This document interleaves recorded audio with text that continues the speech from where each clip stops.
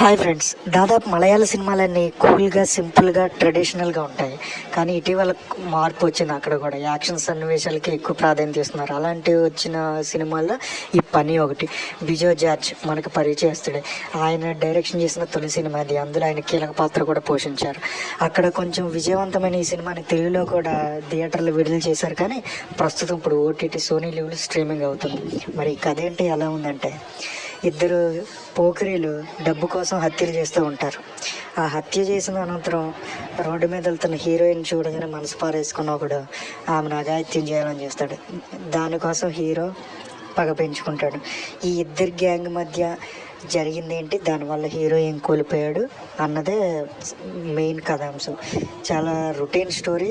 దాన్ని కొత్తగా కూడా తెరకెక్కించలేకుండా సాదాసీదాగానే తెరకెక్కించాడు బిజో జార్జ్.